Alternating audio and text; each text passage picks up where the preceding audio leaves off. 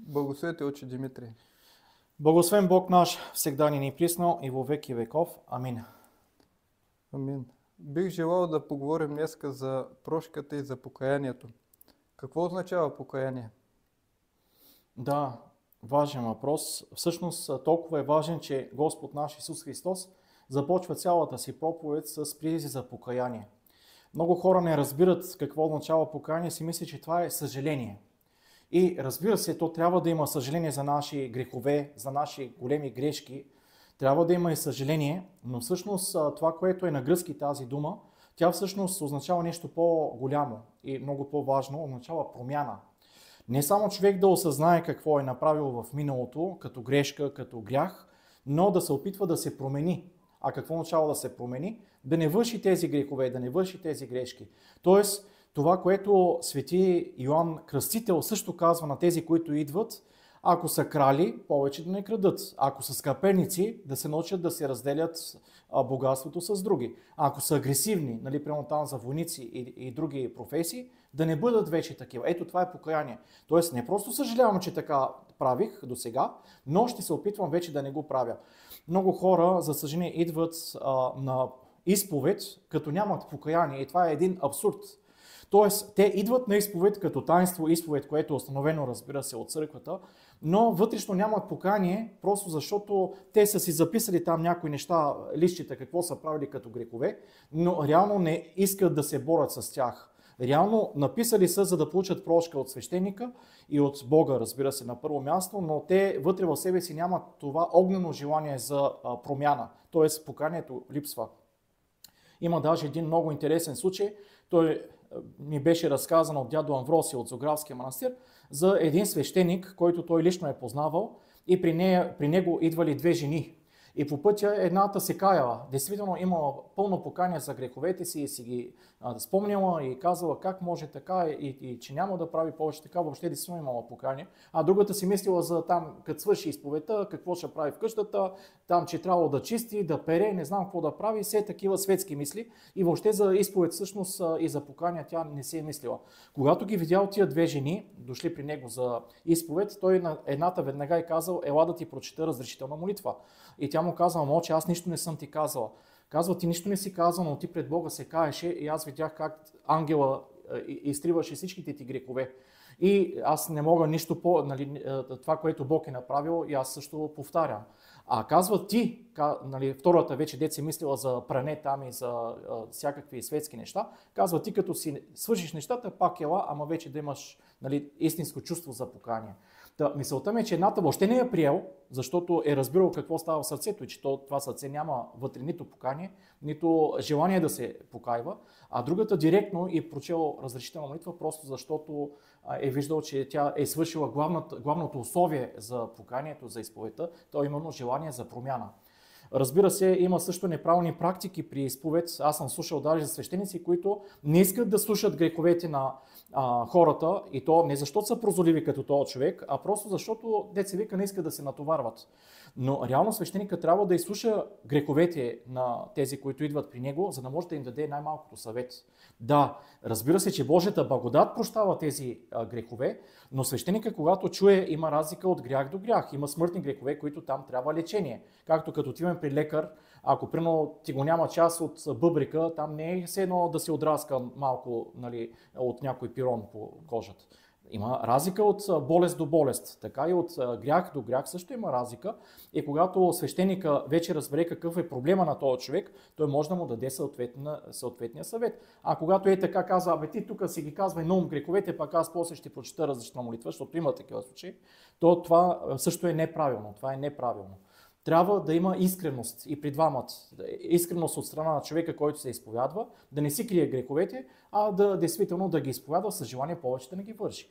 Искреност и от свещеника да не се опитва по такъв детински начин се казва, да се предпазва от неща, които всъщност Бог му е дал, да ги разрешава, а не да ги някъде пробутва под масата.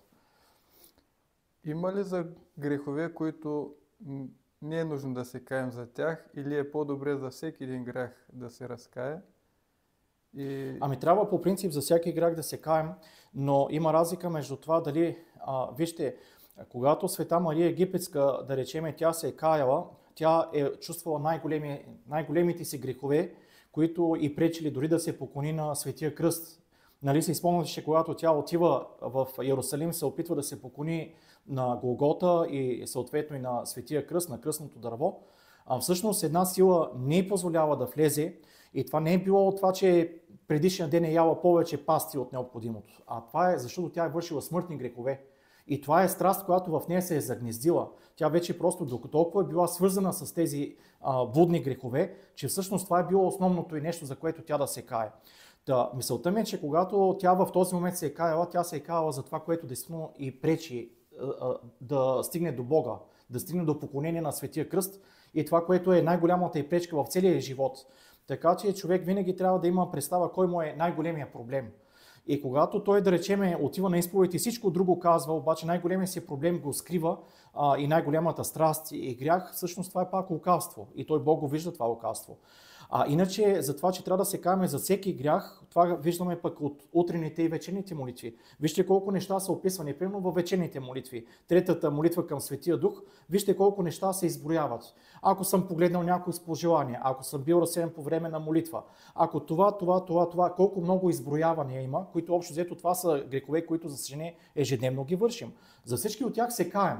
Но пак казвам, има разлика между това дали примерно си убил човек, или дали предишния ден си спал 2 часа повече от необходимото, нали? Значи едното е леност, да, спал си повече от необходимото, не че е добре, ама друго е да убиеш човек, дето повече няма връщане назад. Защото това, да речеме, което е невъзвратно, направил си и вече няма път назад, това е, разбира се, нещо, което може да е кратко във времето, но той има последствия за цял живот. Мисълта ми беше, че каем се за всеки грях, но трябва да правим разлика между това, което действително ни пречи да стигнем до общение с Бога и това, което са така наречените ежедневни малки грехове, които пак се каем за тях, но нямат същата тежест като другите грехове. Знаем, че греха започва с помисъла. Да. Как човек трябва да се бори с помисъл и кога трябва да го усича, до кое време? Да, това е също много важен въпрос. Свети Теофан Затворник, а пък и други светилци говорят, че специално за блудния помисъл трябва да бъде отсичен веднага, когато се разбере, че човек има блудно пожелание или някаква блудна картина дори почва да се оформя. Свети Теофан Затворник казва, че понеже те имат свойството много бързо да оскверняват и ум и сърце тези блудни неща, казва, трябва още в този момент, в който усетим, че нещо блудно се приближава до нас, веднага да го отсичаме. За другите неща не е толкова ясно да се разбере откъде те идват. Тоест, в момента, в който блудния помисъл вече идва в нас и ние почваме да се съгласяваме с него и сами да се ослаждаме, ето това е момента, в който вече има грях. До този момент, до който ние не сме се осладили, нали, да речеме, дошъл е блудния помисъл, тук няма грях. Може и сатаната да ги влага тия картини, може от естеството да идват, нали, младите хора обикновено те са по-склонни на тия неща, но каквато и да е причината, грях няма, докато човек не почне сам да се ослажда от това нещо. В момента, в който почне и сам да развива тия картини, сам да се създава свои картини и да се ослажда от тях, вече той става съучастник. Ето това е за блудните грехове. А вече за други неща, там трябва по-голямо изпитване. Примерно, гневите се на някой човек, който говори неверни неща. Ето тук вече трябва изпитване, защото ако този човек, примерно, е православен християнин и се води като православен духовник, обаче почва да разпространява някакви лоши, неверни неща, ереси и така нататък, то тук човек трябва, разбира се, така някакси в сърцето си да разбере, че по принцип, да, този човек върши грях, това не е добре и за обществото, и за самия човек. И вече, нали, пак казвам, това са по-сложни анализи, които трябва да се направят и толкова бързо не можеш да отсичаш. Нали, докъде да осъждаш, докъде не осъждаш. Ние, нали, по принцип осъждаме греха, а не човека, но някой път човек толкова се сраства с някакъв грях, че всъщност ето виждате, че на Вселенските събори светите отци са отсичали и еретика, и ереста. Защо? Защото еретика толкова е вече в него навлязва ереста, че той е неотделим от нея. Значи ереста и еретика стават неотделими. И тогава именно и двамата биват отсичани. Като разбира се, това никога не се прави с радост. Никога не трябва да се изпитва радост от падението на някой човек. Винаги се прави с съжаление, но в край на краищата това е като една зараза, която ако не бъде отделена от тялото, тя заразата ще обхване цялото тяло. Да поговорим за осъждането, защото все пак трябва да знаем докъде е границата на осъждане и когато има ерес, това всъщност осъждане ли или е изправление и защитаване на Да, вярата? да. Всъщност, вие много точно казахте, единственото осъждане, което е позволено, и това казват пак светите отци, е осъждането на ерес и осъждането на невярни неща, които се разпространяват. Това е единственото, пише, позволено осъждане. И даже и свети Йосиф Волокаламски казва, че ние не трябва да осъждаме никого, абсолютно никого, казва освен еретика, защото казва той, и това всъщност го казва и свети апостол Павел, че трябва да страним от еретик, след като го посъветваме веднъж или дваш, знайки, че такъв човек се е извратил. Значи той се е извратил. Свети апостол Павел директно казва, като греши и само съжда себе си. Значи в този момент, в който става въпрос за ерес и за лъжа, за заблуда, която се разпространява, тогава може да има осъждане, първо, разбира се, на заблудата, а после вече това го прави църквата, разбира се, в повечето случаи така трябва да бъде. Нали, вече когато опосна самото общество, това го прави църковното началие. Но това, което казвате за осъждане, докъде стига осъждането, всъщност има, това Ава Доротей много добре ги осъжда нещата, че когато видим, че някой греши, примерно, представете си, сега минавате по улиците на града и видите, че някой има пиян и просто продължава, едва може да ходи вече. Това, че го виждате, че пиян и че той пие и че прави нещо, което не е добро, вие и да сте сляп, пак трябва да кажете, че този човек върши недобро нещо. Това не е добре. Нали, свети апостол Павел също казва, че пияници няма да влезат в Царство небесно и въобще тези, които злоупотребяват по този начин, това е грях. Така че може да кажете, това е грях. Този човек дано, нали, да спре, дано да се поправи, може да се помолите, нали, Бог да му помага. Но когато кажете, той е пияница, вече Ава Доротей казва, това е осъждане на самия човек, защото слагате печат на целия му живот. Както и примерно човек, който някога примерно е проявил някаква агресия, примерно ударил някой друг човек и ти казваш, ох, той е убиец, жесток човек, не знам, там кръвопиец и така нататък, значи това е осъждане, защото слагате печат на целия му живот. А когато виждате, че някакво събитие е греховно и кажете, това е грях, не трябва да се прави, това не е осъждане. Това всъщност различава между добро и зло, което всички ние сме длъжни като християни да знаем кое е добро и кое е зло. Ако ние самите не знаем кое е добро и кое е зло, ние как да се предпазим от едното или да искаме да бъдем към другото. Ние трябва да знаем кое е добро и зло и това не е осъждане. Но когато вече към самия човек слагаме етикети и казваме, те са крадци, прямо за политиците сега, всякакви неща могат да се чуят, те са престъпници, крадци, убийци, мошеници и така нататък, значи това отива към осъждане. Може да се каже, те не правят добро или те не мислят за народа, те мислят главно за себе си. Това са неща, които ако знаем конкретен политик или че повече политици го правят, това е едно, но когато се слагат етикети, отива към осъждане. Разбирате ли разликата? Та много е важно и ние това да разбираме, че когато сложим етикет на някой човек, той е пияница, той е будник, той е еди какъв си, той е крадец и така нататък, това е всъщност осъждане, което не трябва да го правим. А когато казваме за някой, че той не прави добро, че той ето виж как тази страст го е хванала, това не е осъждане. Това е. По принцип, ето свети Гаврил Оргебадзе е виждал колко ние самите сме склонни да падаме лесно в грехове и затова той е казал, че когато не осъждаме и така Бог някакси, когато вижда нашето смирение да не осъждаме самия човек, колкото и да е паднал той, и той и наше ни пази от това.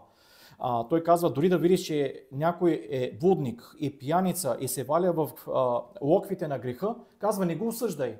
Защото казва, не знае, казва, Бог му е отпуснал за малко юздата, но не знаеш и твоята юзда, ако Бог отпусне, че може да станеш и по-лош от него.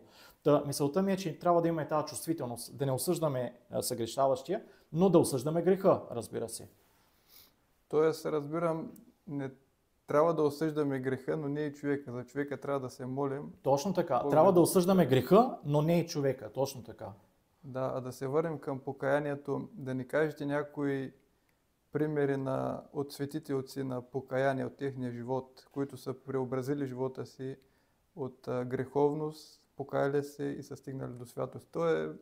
Житията на светите са пълни. Да, действително, че са пълни. Да. Мен много така ми е направо впечатление това, което пише за житието на свети Павел Препрости.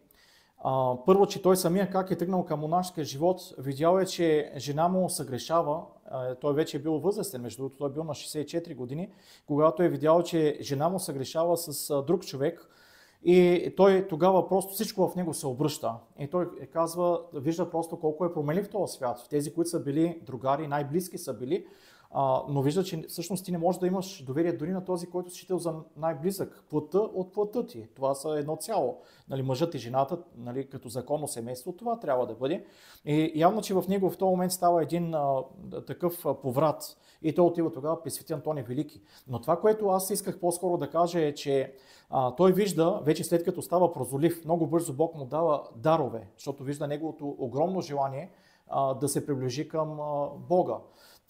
Когато получава този Божий дар на прозорливост, той вижда един човек как влиза в църквата, но влиза в недобро състояние. Пише, че около него са били много бесове. Ето това трябва да се помни, че когато човек не е разкаян, не се е разкаял, то всъщност той е в общение именно с тия бесове, които му влагат подобни мисли. Те вече имат власт над него голяма и затова те му влагат тези всички мисли, за да може той да продължи да греши. Той го вижда този човек и почнал да се моли за него. И действително става чудо, защото когато същия този човек излиза от църквата, било е вечерня. Нали, това не е било някаква голяма служба, било е вечерня. И пише, че когато излиза, той излиза преобразен. Просто със светлина, тия бесове били някъде надалече, още не може да се приближат до него. И пише, че ангел-хранител с сяйна усмивка бил до самия човек. И той го пита какво стана. И той първо не е искал да каже човека какво е станало, защото това си вътрешни неща. Нали? Особено когато човек има грехове и така нататък, той не иска на целия свят да каже какво е станало. Но все пак, виждайки, че това е не случайно го пита и че това действително е Божие действие, той казва, аз досега върших много грехове и тежки грехове, но когато чух думите на свети пророк Исаия и по-скоро казва той на самия Бог, елате при мене и ако греховете си са багрени, като вълна ще избеля, каквито и да са, нали, ще ги очисти. Това иска да каже. И казва, аз почувствах, че все едно, че Бог ми говори на самия мен.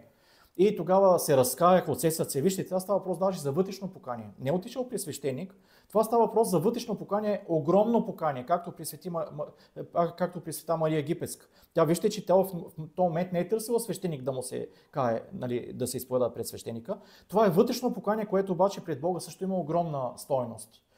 Този човек, когато само вътрешно себе си решил повече да не греши, да скъса с греха и да се обърне към Бога, ето в този момент всъщност се става тази вътрешна промяна, когато светия Павел Петроси после го вижда целият избелен, чист, действително думите на Господа са верни.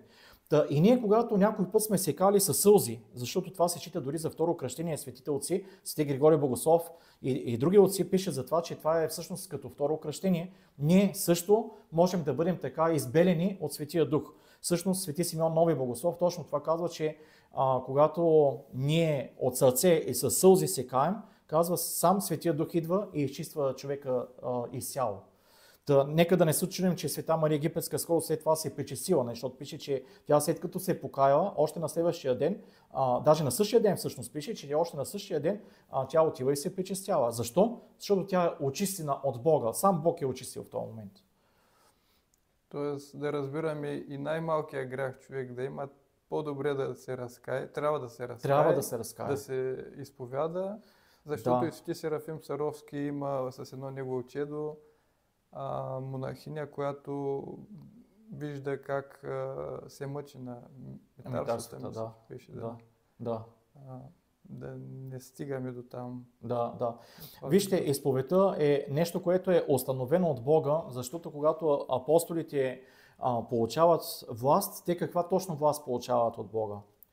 Да връзват и развръзват. Казва, на които простите греховете ще се простят, на които отпуснете, на които задържите ще се задържат. Значи това е власт, която Бог дава на апостолите, съответно апостолите предават на епископите и свещениците. Това е Божия власт и не трябва да се подценява. Нали, аз съм го разказвал може би и друг път, но една жена е имала 19 век, която е живяла и тя много пъти брати, който е бил еромонах в Оптина пустиня, значи по времето на великите оптински старци, той много пъти е казал, изповядвай се пред свещеник. И тя казва, не, аз само така си се изповядвам, аз нали си пред Бога си се кая и това ми е достатъчно.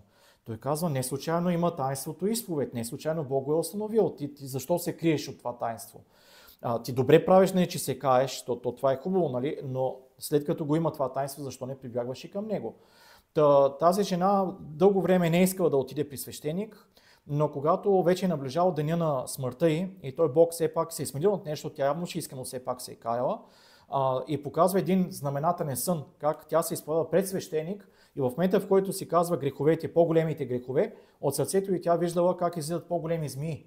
А когато по-малки грехове изповядвала, тя виждала, значи ето пак, че и по-малките грехове трябва да ги изповядваме, виждала, че по-малки змии излизат от нея. И тя вече като се забужда, действително отива и се изповядва и пред свещеник. Има хора, които не признават това таинство, но това е богоустановено таинство. Бог го дава на апостолите и апостолите са го предали на цялата църква. Аз в началото говорих за формално отношение към изповедта и това трябва да разбираме. Едно е когато човек действително отива с искреното желание да спре да греши, с истинно разкаяние пред свещеника, и друго е когато всичко е станало една формалност. Примерно иска да се причестява и той отива не защото се кае истински, не защото иска да спре греховете, а защото знае, че с тази изповед тя е като едно билече, дето отивам, четат ми молитвата и аз вече съм готова за свето причастие. Това е нещо, което всъщност той и свети Йоан Златоуст, между другото, когато говори за изпитване на съвестта си, той казва, че човек, когато изпитва съвестта си, примерно дали е достоен за свето причастие, не че някой е достоен, но да види собственото си недостоинство, това също е важно. Той трябва да види собственото си недостоинство. Той казва, това е изпитване, което не става в присъствието на свидетели, а сам човек трябва да си даде сметка къде стои. Жадува ли за Господа? Така че много е важно да жадуваме за Господа, примерно когато пристъпваме към свето причастие, да не искаме да грешим, да искаме действително всичко да бъде истинско, защото Бог не може да излъжем. Ние свещеника може да излъжем, отиваш, нали, кая се очи за той, списъци там, приготвила там по 2-3 страници, листове там, големи подробности и така нататък. Добре, ще ги прочетеш тия всичките неща, обаче вътре в сърцето ти какво е? Има ли го това истинско покаяние? Има ли го покаянието, примерно на света Мария Египетска? Има ли го покаянието на този човек, дето казахме, че е влезъл в църквата и после се е върнал? Значи има едно смесване между другото на нещата, защото едно време изповедта е била само за най-големите грехове. И затова именно ще видим, че в каноните там пише, примерно за блуд, 7 години лишаване на свето причастие. Това са, разбира се, големи наказания, които са в момента свещеници са много по-снисходителни. Те не налагат тези наказания. Но става въпрос, че тези канони, които ги има, те са за именно такива смъртни грехове, големи грехове. Примерно за убийство, 20 години лишаване на свето причастие. Отиване при врачка, баячка, така нататък, 6 години лишаване на свето причастие. Няколко пъти като убийците наказват. Мисълта ми е, че всички тези неща, но това са смъртни грехове. А после, вече това, което е ставало в монашеските обители, това се нарича изповядане на помисли. Това не е задължено да бъде пред свещеник, защото това е пред духовния старец. И духовният старец ти казва как да се бориш с тези помисли, какво да правиш, че да не ги допускаш, нали, как да успяваш в духовния живот. После това обаче постепенно влиза и като част от изповедта, което е вече неправилно. Защото всъщност тези помисли, които ти ги изповядаш при духовния старец, той много пъти не е бил свещеник, той просто е бил опитен духовен монах и той можел да каже как да се справяш с тях. Но вие може ли се представите, ето, примерно на Света гора, а сега в момента свещениците в гръцките манастири казват, примерно те са 100 монаха, там, защото повечето манастири са големи, 80, 100, 120 човека. Те не се изповядат преди всяко причастие, примерно. Защо? Защото се предполага, че те живеят добър живот, че те живеят живот, който е достоен за званието монах. И те им казват, ако вършите тези ежедневни, нали, грехове, които нали, общо взето всички ги вършим, някой път си осъдил с мисълта си, някой път си ял нещо повече, отколкото трябва, някой път там си празнословил. Нали, това се наричат ежедневни грехове. Но ти се кажеш за тях, казва тогава няма нужда 100 човека, представете ли си, те се прочитават 4 пъти в седмицата, представиш си 100 човека да правят едни същи изповеди за там, че един погледнал накриво, че е казал излишна дума и така нататък. Но казва, когато имате нещо, което ви тежи повече, което нещо повече сте направили, някой вече примерно ръкоблудство или някакви такива по-тежки неща, ето казва тогава, вече ще дойдете и може и епитимия да получите. Виждате ли разликата? Разликата е тази, която има и в светите отци, защото това го казват свети отци. Примерно един патриарх Антиохийски, който беше живял 7 век, той беше говорил точно за това нещо, което и Блажен Августин, между другото казва още пак 5 век, че разликата има между смъртни грехове и несмъртни грехове.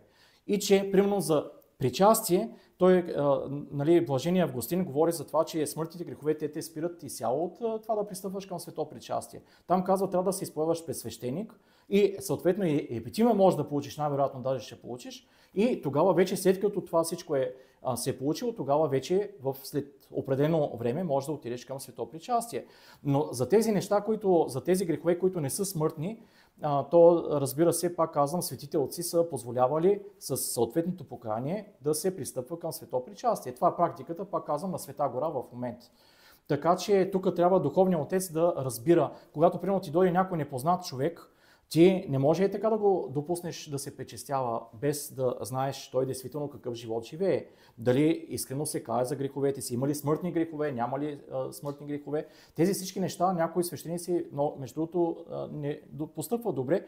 Аз знам за такива свещеници, които просто само заради факта, че влезъл в църквата и вече му дава да се пречестява. Това, че е влезъл в църквата, не го прави автоматически достоен да се пречести. Той просто трябва самия свещеник вече да изпита живота на човека и тогава съответно, ако няма смъртни грехове, ако има жажда за свето причастие, ако има подготовка за свето причастие, ако човека се кае и жадува за Бога, тогава е едно. А когато се вижда едно формално отношение към нещата и никаква загриженост дори за духовния живот, то тогава как да допуснеш такъв човек да седни с Господ? То няма да стане механично.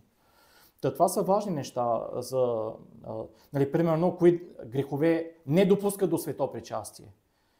Два гряха, основно, злопаметност и блудство, блудни грехове. Това казват повечето свети отци, че това са двата най-често срещани греха, които не допускат човек да се причестява. Злопаметност, когато не прощаваш, защото тогава и ти не можеш да бъдеш простен.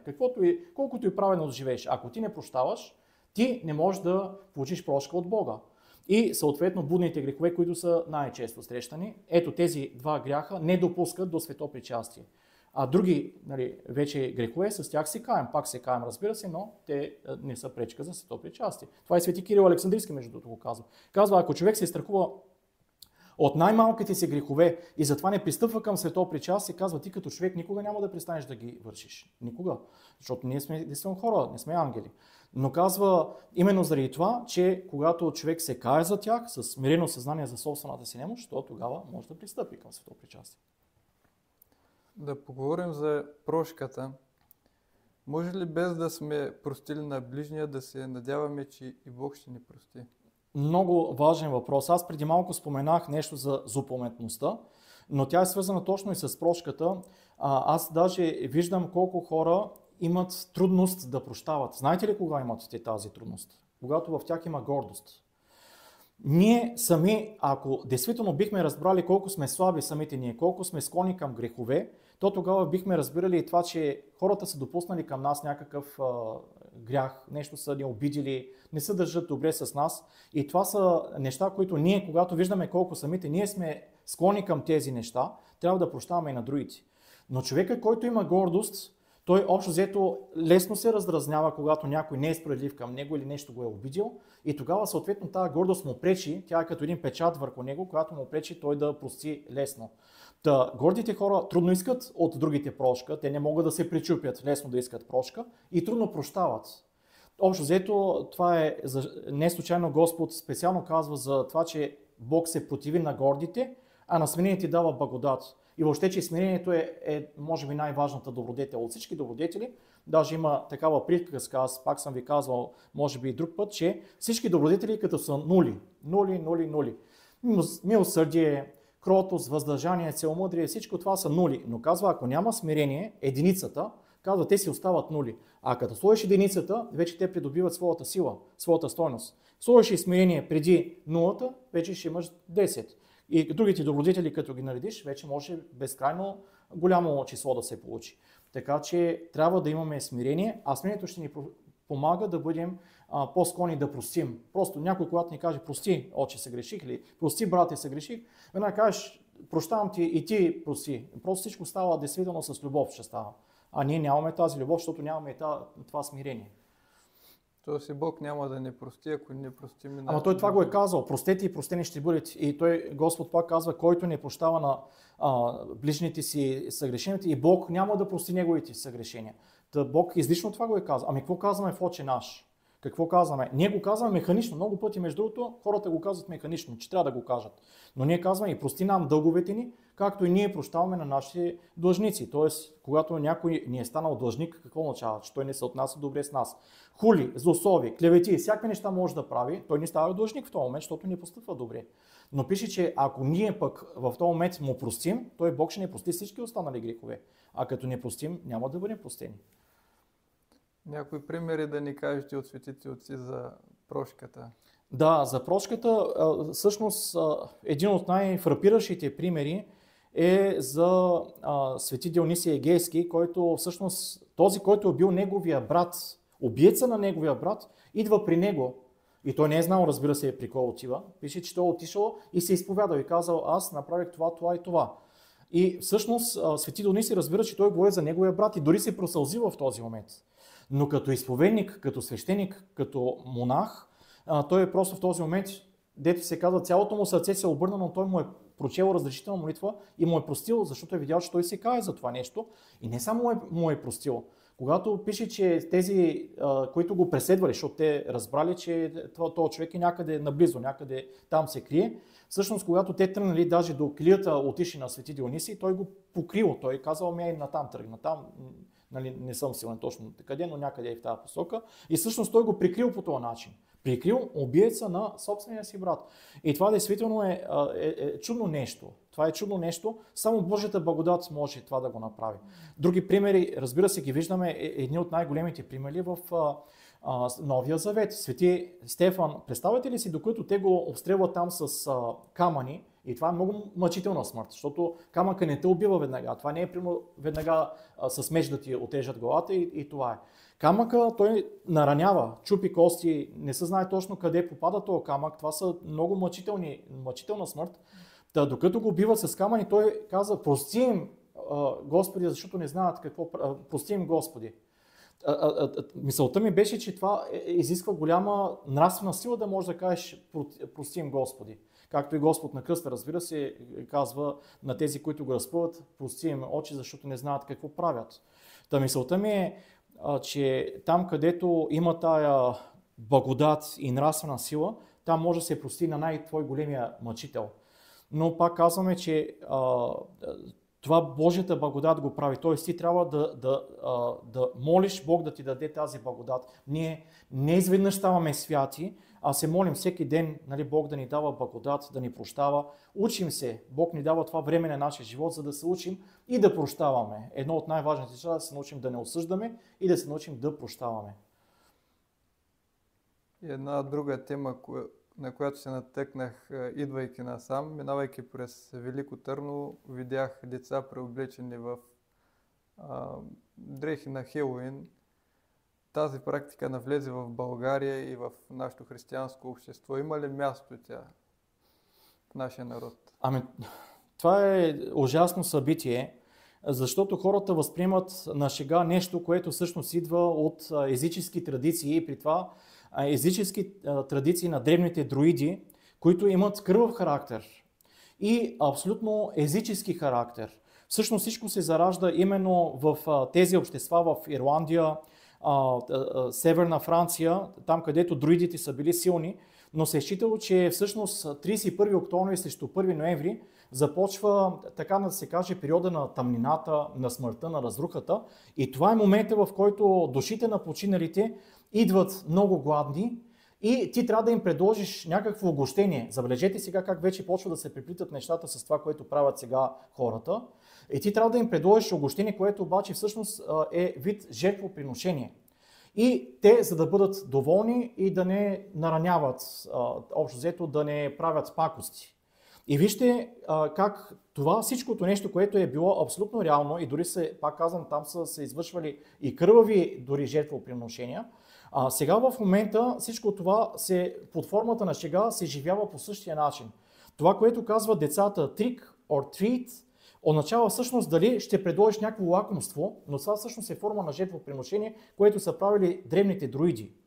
И т.е. ти когато им предложиш някакво лакомство, за да не ти направят шега, да не направят някоя поразия, те там нали, чупат прозорци и разни, там пише милиони долари, примерно в щатите има, покрай този празник от поразии, които правят, нали, децата, всъщност има и наранявания, което между другото пише, че точно това демоните се радват на всяко малко нещо и малък знак, който се извършва в тяхна чест. И някой ще каже, ама то всичко на шега го правят, на шега са тия костюми. Всъщност свети Николай Велимирович излично казва, че това е недопустима шега. За християнина това е недопустимо, защото по косвен начин той всъщност участва в едно езическо празненство. И той казва, ние като християни трябва абсолютно да се разграничим от каквото и да е участие в този Хелоуин, защото не го ли направим, ние ставаме съучастници в едно езическо и идолопоклонническо тържество и всъщност бесовете се радват на това нещо. Та пак казвам, това, което са правили друидите 31 срещу 1 и това, което също го има в някои сега даже латиноамерикански страни, е, че се обличат във всякакви карнавални костюми и също и в скелети, така като скелети. И знаете ли защо? Защото това е скрита подигравка с християнските мощи.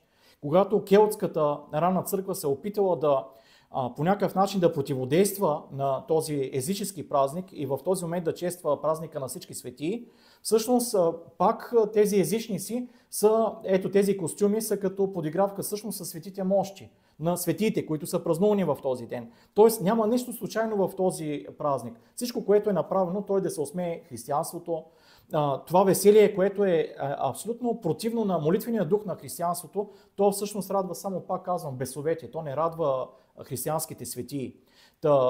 Пак казвам, жалко е, че влиза нещо, което е абсолютно езическо, което е описано с големи подробности как е ставало в миналото, което има друидски произход, защото това е езичество на друидите. И като че ли християнските страни сега в момента издевателстват над своето християнство. Те всъщност трудно могат да се наречат християнски страни, но колкото и малък остатък от християни да е останал, те в този момент не би трябвало да участват във всички тези неща. И забележете, колко пари се отделят за това да се промотира. Влиза в детски градини, в училища, медии пишат за това нещо, показват, значи, колко продукти вече има там, тикви, не знам какви неща в големите супермаркети. Значи, това е една огромна реклама на нещо, което не води до никаква духовна полза. Напротив, това може човек да има огромна духовна вреда.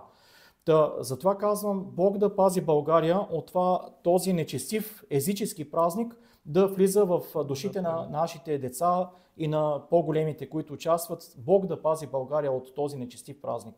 Виждаме, че тази лоша практика, а и много лоши практики бива оставани от родителите, а след време и нашето общество казва младежта отиде в съвсем друга посока, т.е.